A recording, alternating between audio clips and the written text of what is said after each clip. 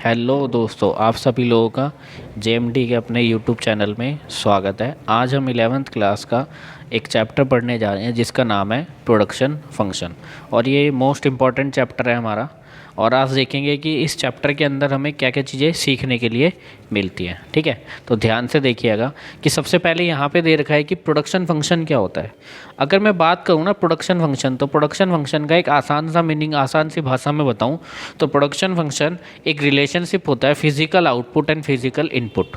Physical output and physical input. Physical output का मतलब होता है वो गुड्स एंड सर्विसेज जो प्रोड्यूस हो रहे हैं पर्टिकुलर कुछ इनपुट्स का यूज़ करके, और जो इनपुट्स यूज़ हो रहे हैं उसे हम बोलते हैं क्या, फिजिकल इनपुट्स। ठीक है, तो अब हम इसकी डेफिनेशन समझेंगे कि डेफिनेशन क्या होती है। तो डेफिनेशन की अगर मैं बात करूँ तो डेफिनेशन इसकी ये दे रखी है कि production function refers to the relationship between physical output and physical input. Production function एक क्या होता है, रिलेशनशिप होता है फिजिकल इनपुट और फिजिकल आउटपुट का। ठीक है उत्पादन फलन भौतिक उत्पादन और भौतिक आगत के बीच के संबंध को दर्शाता है। इसी संबंध को, इसी रिलेशनशिप को हम क्या करते हैं, एक इक्वेशन के थ्रू एक्सप्लेन करते हैं। उस इक्वेशन को हमने इस तरीके से एक्सप्लेन कर रखा है। ठीक है, देखिएगा कि क्यू एक्स बराबर है एफ ब्रैकेट एल इंटू में के के ऊपर बार, के ऊपर बार। ये बार का मतलब क्या है भाई, ये बार इसलिए लगाया जाता है क्योंकि ये रिप्रेजेंट करता है, ये जो फैक्टर है वो क्या है, फिक्स। यानी कि इसे हम क्या बोल सकते हैं, कांस्टेंट। यानी कि इसको हम और क्या बोल सकते हैं, इसको बोल सकते हैं हम स्थिर। क्या बोल सकते हैं, स्थिर। मतलब प्रोडक्शन को इंक्रीज करने के लिए इसके अंदर हम स्थिर कारक के अंदर कोई परिवर्तन नहीं करते, लेकिन जो वेरिएबल फैक्टर होते हैं उसके अंदर चेंज किया जाता है। और ये जो प्रोडक्शन फंक्शन का जो टाइम पीरियड होता है कि कौन से टाइम पीरियड में हम इसको स्टडी कर रहे हैं, तो इसका जो टाइम पीरियड होता है वो होता है हमारा शॉर्ट रन। ठीक है, तो इसी के साथ हमारा एल का मीनिंग क्या होता है, लेबर, और के का मतलब क्या होता है हमारा कैपिटल।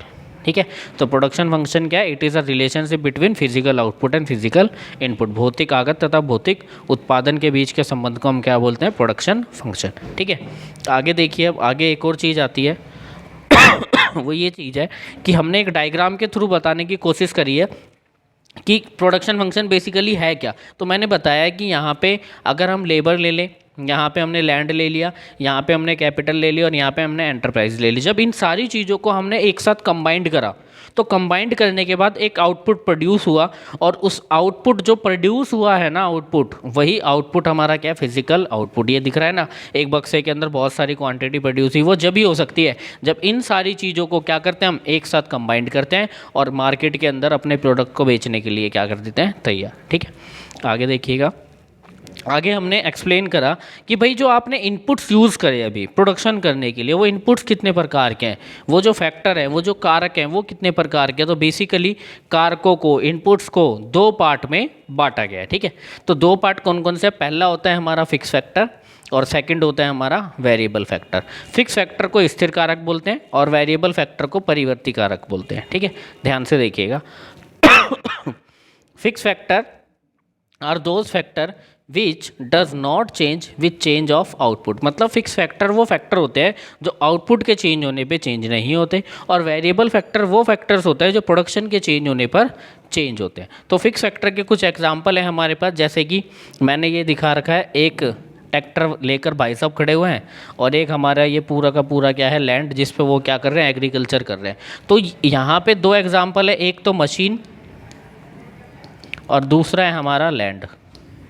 यानी कि हमारे पास जो मशीनें होती हैं, जो लैंड होती है, ये फिक्स फैक्टर का काम करती हैं। और जो हमारे पास वेरिएबल फैक्टर होते हैं वो क्या होते हैं, इसके अंदर सबसे पहले आता है लेबर, दूसरा हमारे पास क्या आ जाता है, रॉ मटेरियल। क्या आ जाता है, रॉ मटेरियल, जिसे हम क्या बोलते हैं, कच्चा माल। क्या बोलते हैं, कच्चा माल। तो कच्चा माल, मशीन, इन सारी चीज़ों को जब एक साथ कंबाइंड किया जाता है तो एक आउटपुट प्रोड्यूस होता है। ठीक है, उसी को बोला जाता है फिजिकल आउटपुट। तो यहाँ पे हमने क्या पढ़ा, ये परिवर्ती कारक क्या है, वह कारक जो उत्पादन में परिवर्तन के साथ क्या होते हैं, परिवर्तित होते हैं। प्रोडक्शन बढ़ता है तो कारक बढ़ते हैं, और प्रोडक्शन घटता है तो कारक भी क्या हो जाते हैं, घट जाते हैं। ठीक है, इसमें वेरिएबल फैक्टर आते हैं, हिंदी में भी लिखवा रखे हैं हमने। कारक परिवर्ती कारक वह हैं जो उत्पादन में परिवर्तन के साथ बदलते हैं, जैसे श्रम। श्रम मतलब लेबर। ठीक है, आगे थोड़ा सा और आते हैं हम लोग। अब इसे देखिएगा, प्रोडक्शन फंक्शन को बेसिकली दो पार्टों में बांटा गया है। कितने पार्ट में बांटा गया है? दो पार्टों में बांटा गया है। एक शॉर्ट रन प्रोडक्शन फंक्शन, एक होता है हमारा लॉन्ग रन प्रोडक्शन फंक्शन। तो अब हम आज जो बात करने जा रहे हैं वो करने जा रहे हैं हम शॉर्ट रन प्रोडक्शन फंक्शन की। किसकी? Short run production function. Short run production function मतलब अल्पकाल उत्पादन फलन। अल्पकाल उत्पादन फलन। अब ये अल्पकाल उत्पादन फलन क्या है? ये short run production function basically होता क्या है? शॉर्ट रन प्रोडक्शन फंक्शन एक ऐसा फंक्शन है जिसके अंदर प्रोडक्शन को इंक्रीज करने के लिए ओनली वेरिएबल फैक्टर्स चेंज होते हैं। क्या चेंज होते हैं? ओनली वेरिएबल फैक्टर, यानी कि जो फिक्स फैक्टर है वो क्या रहते हैं? कांस्टेंट रहते हैं। तो देखिए वही लिखा हुआ है, short run is a period of time, short run is a period of time when production can be increased only by increasing the application of variable factor, fix factor remain constant. मतलब short run एक production function, एक ऐसा production function है जिसमें production increase किया जाता है only by increase variable factor, only by increase variable factor, और fix factor are remain constant. इसी वजह से यहाँ पे प्रोडक्शन फंक्शन जो हमने पढ़ा था पहले, उसकी इक्वेशन और इसकी इक्वेशन क्या है? बेसिकली सेम ही है। Physical to L into में के बार रिप्रेजेंट कर रहा है फिक्स फैक्टर को और एल रिप्रेजेंट कर रहा है हमारी लेबर यानी कि वेरिएबल फैक्टर को। उसके बाद अगला आता है कि इस प्रोडक्शन फंक्शन के अंदर क्या चीज़ें होती है। तो बेसिकली बताऊं तो इस प्रोडक्शन फंक्शन को हम बेसिकली कैसे रिप्रेजेंट करते हैं? Parallel to X axis. कैसे रिप्रेजेंट करते हैं? पैरेलल टू एक्स एक्सिस, यानी कि प्रोडक्शन को इंक्रीज़ करने के लिए ओनली हम क्या कर रहे हैं? वेरिएबल फैक्टर को इंक्रीज़ कर रहे हैं। जितने वेरिएबल फैक्टर इंक्रीज़ होंगे उतना प्रोडक्शन का लेवल क्या होगा? इंक्रीज़ होगा, क्योंकि जो फिक्स फैक्टर है वो हमारा क्या दे रखा है? फिक्स दे रखा है। समझ आया आपको यहाँ तक? आगे देखते हैं। इसमें जो फैक्टर्स होते हैं ना शॉर्ट रन प्रोडक्शन फंक्शन में, वो दो पार्ट में डिवाइड होते हैं, जबकि जो लॉन्ग रन प्रोडक्शन फंक्शन होता है ना उसमें जो फैक्टर होते हैं वो बेसिकली क्या होता है? एक ही तरीके का फैक्टर होता है, क्योंकि बोथ फैक्टर आर वेरिएबल, क्योंकि दोनों फैक्टर क्या होते हैं? हमारे वेरिएबल होते हैं। मतलब एक तरीके से बोले तो लॉन्ग रन प्रोडक्शन फंक्शन एक ऐसा पीरियड ऑफ टाइम है जिसके अंदर सारे के सारे जो फैक्टर होते हैं वो क्या होते हैं? वेरिएबल। मतलब प्रोडक्शन को इंक्रीज़ करने के लिए हम वेरिएबल फैक्टर को क्या करेंगे? इंक्रीज़ करेंगे, और प्रोडक्शन को रिड्यूस करने के लिए हम वेरिएबल फैक्टर को रिड्यूस करेंगे। अब वो वेरिएबल फैक्टर फिक्स भी हो सकता है और वो वेरिएबल फैक्टर हमारा वेरिएबल भी हो सकता है। ठीक है, तो आगे देखते हैं। Long run is a period of time, long run is a period of time when difference between fix factor, when difference between fix factor and variable factor are vanish. मतलब long run production function, short run production function और हमारे variable factor fix factor एक ऐसे relation को दिखाते हैं, मतलब कि जब प्रोडक्शन में चेंज करते हैं या इनके बीच में जो डिफरेंस होता है ना हमारे वेरिएबल फैक्टर और हमारे फिक्स फैक्टर में, वो जो डिफरेंस होता है वो वैनिश हो जाता है। वैनिश मतलब ख़त्म। जैसे इनके बीच का जो डिफरेंस खत्म होता है तो ऑल फैक्टर आर वेरिएबल, सारे फैक्टर क्या होते हैं? वेरिएबल। लिखा हुआ है ना, all factor are variable factor. Production function is equal to F bracket L into में K is equal to labour, K is equal to sorry capital, और L is equal to labour. यहाँ तक समझ आया? आगे देखते हैं। Output increase by increase the application of both the factor. Output increase होता है दोनों फैक्टर में क्या करने से? चेंज करने की वजह से। ठीक है। ऑल फैक्टर आर वेरिएबल, सारे फैक्टर क्या हमारे वेरिएबल है, और इसका जो कर्व होता है वो left to right upward slope होता है, स्ट्रेट लाइन। कैसा होता है? अपवर्ड स्लोप स्ट्रेट लाइन, ऐसे करके बनता है। ठीक है, इसको हम बोलते हैं पॉजिटिव स्लोप। क्या बोलते हैं? पॉजिटिव स्लोप, यानी कि ये धनात्मक संबंध को दिखाता है। किसको? धनात्मक संबंध को। मतलब इसमें प्रोडक्शन को इंक्रीज़ करने के लिए हम दोनों तरीके के जो फैक्टर होते हैं उसके अंदर चेंज कर सकते हैं। ठीक है। दीर्घकाल उत्पादन फलन एक ऐसा उत्पादन फलन है जिसमें उत्पादन में वृद्धि करने के लिए हम दोनों कारकों में परिवर्तन कर सकते हैं। ठीक है, तो आपको यहाँ तक का मुझे लग रहा है कि बहुत अच्छे से समझ आ रहा होगा, कोई प्रॉब्लम नहीं आ रही होगी, और यहाँ से ना क्वेश्चन पक्का आता है। ठीक है, अगला देखते हैं। अगला हमने दिखा रखा है इसके अंदर।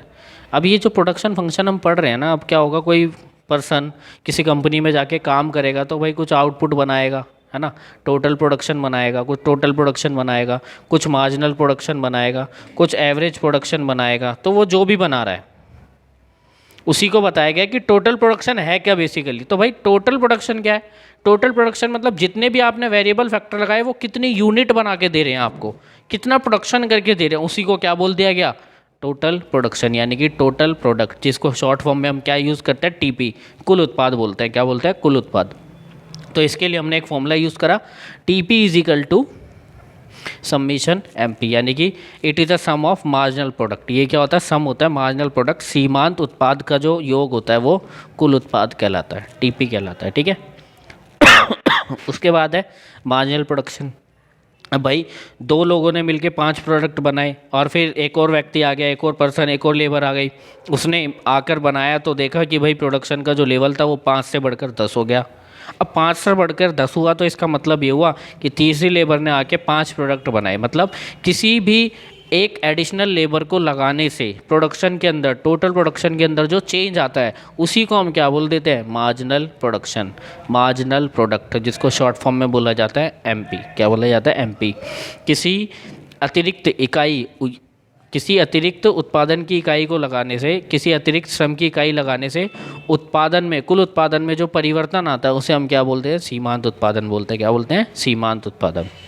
उसके बाद आ गया है average production. Average production is a ratio between total production and unit of labour. ये क्या होता है? टोटल प्रोडक्शन और लेबर ऑफ यूनिट, इन दोनों के बीच के एक एवरेज को हम क्या बोल देते हैं?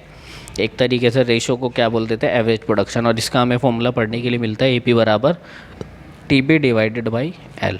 ठीक है, यहाँ तक समझ आया? आगे देखते हैं। आगे हमारे पास दे रखा है इस चैप्टर की जान, आन, बान और शान, सब है ये। इस चैप्टर को जाना ही इससे जाता है। ठीक है ना? तो क्या है इस चैप्टर में सबसे इम्पोर्टेंट चीज़ जो अब आपके सामने है, जिसको हम बड़ी बेसब्री से इंतज़ार कर रहे थे? Law of variable proportion. क्या होता है ये? लॉ ऑफ वेरिएबल प्रपोर्शन, परिवर्ती अनुपात का नियम। क्या होता है बेसिकली? ये परिवर्ती अनुपात का नियम बताता है as more and more unit of variable factor is combined with fix factor, as more and more unit of variable factor is combined with fixed factor, a stage has ultimate come when marginal production of variable factor increasing, diminishing and negative. ये कहता है कि जैसे जैसे हम स्थिर कारक के साथ परिवर्ती कारक की इकाइयों को जोड़ते हैं, लगाते हैं, तो परिवर्ती कारक का सीमांत उत्पाद एक ऐसी स्थिति में पहुंचता है जहाँ पे परिवर्तन, जो परिवर्ती कारक का सीमांत उत्पाद है वो पहली अवस्था में बढ़ता है, फिर घटता है और फिर क्या हो जाता है? नेगेटिव। और इसी को बोला गया क्या? परिवर्ती अनुपात का नियम। समझ आया? देखो कह रहे हैं what is law of variable proportion? Law of variable proportion states that more and more unit of variable factor is combined with fix factor, more and more unit of variable factor is combined with fix factor, a stage must ultimately come, एक स्टेज ऐसा जरूर आएगा जब when marginal production of variable factor start increasing then diminishing and finally become negative. मतलब एक ऐसी स्थिति जरूर बनेगी जब प्रोडक्शन का लेवल बढ़ेगा, घटेगा और फिर क्या हो जाएगा? नेगेटिव। ठीक है, इसी को हम हिंदी में ही पढ़ लेते हैं। हिंदी में तो मैंने ही बताया था कि जैसे जैसे स्थिर कारक के साथ परिवर्ती कारकों की इकाई को लगाया जाता है तो एक अवस्था ऐसी आती है जब परिवर्ती कारक का सीमांत उत्पादन अपनी पहली अवस्था में बढ़ता है, फिर घटता है, फिर क्या हो जाता है? नेगेटिव। समझ आया कुछ? अब देखो इसी चीज़ को ना हमने एक टेबल से एक्सप्लेन करने की कोशिश करी। ये टेबल, अब ज़रा ध्यान से देखना, ये टेबल क्या है? ये टेबल बता रही है कि भाई आपका जो प्रोडक्शन है ना, यहाँ से लेके यहाँ तक क्या हो रहा है? इंक्रीज़ हो रहा है। फिर आपका जो प्रोडक्शन है ना, यहाँ से लेके यहाँ तक डिक्रीज़ हो रहा है। फिर आपका जो प्रोडक्शन है मेरे भाई क्या हो गया? और डाउन हो गया। तो जब प्रोडक्शन का लेवल, जब मार्जिनल प्रोडक्शन क्या हो रहा होता है? इंक्रीज़ हो रहा होता है। तो इसको बोला जाता है इंक्रीजिंग रिटर्न टू फैक्टर। जब हमारा एमपी घट रहा होता है तो इसको बोला जाता है डिमिनिशिंग रिटर्न टू फैक्टर। और जब तीसरी स्थिति बनी इसकी, वो कौन सी स्थिति थी? ये वाली। इसको बोला गया नेगेटिव रिटर्न टू फैक्टर। ठीक है, इसको हम बोल देते हैं हिंदी में कारक के बढ़ते प्रतिफल इसको बोलते हैं हम घटते प्रतिफल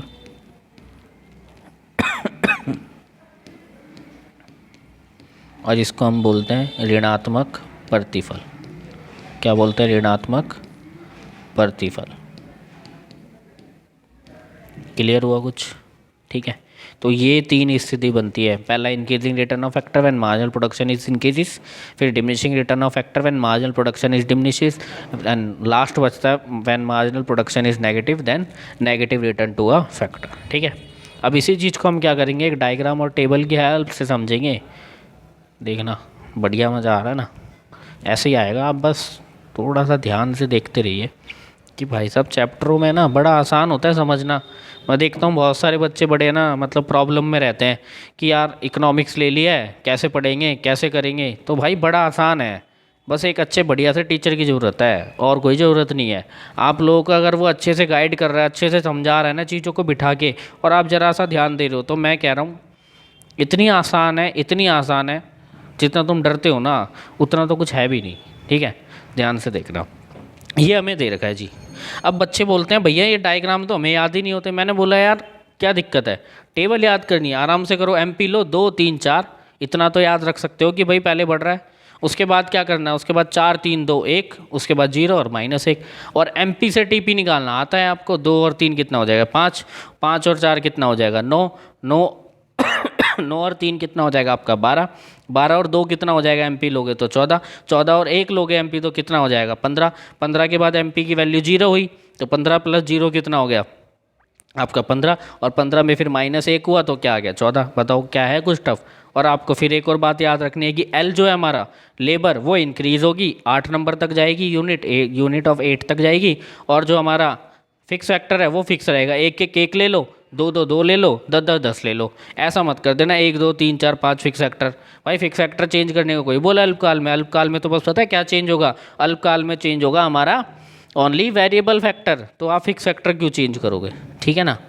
तो भाई जरा सी बातें हैं यार, जरा जरा सी चीज़ें हैं, कुछ नहीं है इन चीज़ों के अंदर, जरा ध्यान से देखना। ये देखो एमपी बढ़ा तो भाई साहब ने नाम रखा इंक्रीजिंग रिटर्न ऑफ फैक्टर। सबको पता है यार कोई चीज़ बढ़ रही है तो इंक्रीजिंग रिटर्न हो रही है। उसके बाद ये देखो डिमिनिशिंग हो रहा है तो इसका मतलब है भाई डिमिनिशिंग रिटर्न ऑफ फैक्टर घट रही है तो डिमिनिशिंग रिटर्न है। और भाई इसके बाद क्या है? Negative return. नेगेटिव रिटर्न का मतलब क्या है?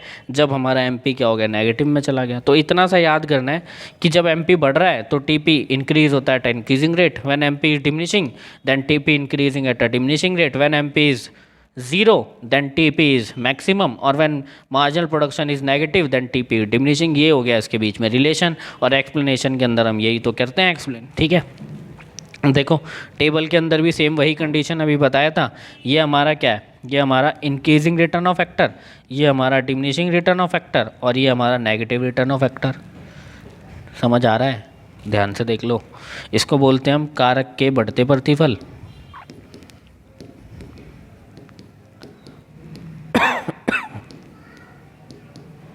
इसी को ना एक और नाम से बोल देते हैं। ठीक है, क्या नाम होता है वो देखो, इकोनॉमिक्स वाला नाम, वर्धमान प्रतिफल। और आपको ये टीचर बताएगा और आप हो जाओगे क्या? अंदर से घायल, यार इस नाम को याद कैसे करेंगे? तो भाई ज़रूरी नहीं है वर्धमान लिखो, बढ़ते प्रतिफल लिख लो। ठीक है, इसको हम क्या बोलते हैं? कारक के घटते प्रतिफल। क्या लिखते हैं? कारक के घटते प्रतिफल। ठीक है, इसी को हम बोल देते हैं इसी को हम बोल देते हैं हासमान प्रतिफल। दोनों नाम हैं इनके, एक खतरनाक एक आसान, एक खतरनाक एक आसान। और ये होता है हमारा लास्ट ऋणात्मक प्रतिफल। ऋणात्मक मतलब नेगेटिव। समझ आ गया? ठीक है, तो इस तरीके से हमने इस चैप्टर के अंदर ये पढ़ा कि भाई हमारा बेसिकली प्रोडक्शन फंक्शन क्या होता है, प्रोडक्शन फंक्शन में कौन कौन से फैक्टर्स होते हैं, उसके बाद शॉर्ट रन प्रोडक्शन फंक्शन क्या है, लॉन्ग रन प्रोडक्शन फंक्शन क्या है, ये पढ़ा। और उसके बाद फाइनली हमने क्या पढ़ा? अपना सबसे बेहतरीन टॉपिक इस पूरे चैप्टर का, जिसका नाम क्या है? Law of variable proportion. समझ आया? अब इसके बाद हम अगली वीडियो के अंदर पता है क्या पढ़ने वाले हैं? गैस करो। बड़ा आसान है, पता है क्या? इसके कोजेस कि भाई अगर ये बढ़ता प्रतिफल हुआ तो क्यों हुआ, अगर ये घटता प्रतिफल हुआ तो क्यों हुआ, मतलब इंक्रीजिंग रिटर्न ऑफ फैक्टर की कंडीशन अगर बनी तो उसके कोजेस क्या हैं, और अगर डिमिनिशिंग रिटर्न ऑफ फैक्टर की कंडीशन बढ़ी तो उसके कोजेस क्या है मेरे भाई। ठीक है, समझ आ रहा है, बस यही चाहिए और कुछ नहीं चाहिए। और वीडियो अगर अच्छी लगी हो ना भाई तो दिल से कमेंट और लाइक ज़रूर कर देना। ठीक है, थैंक यू।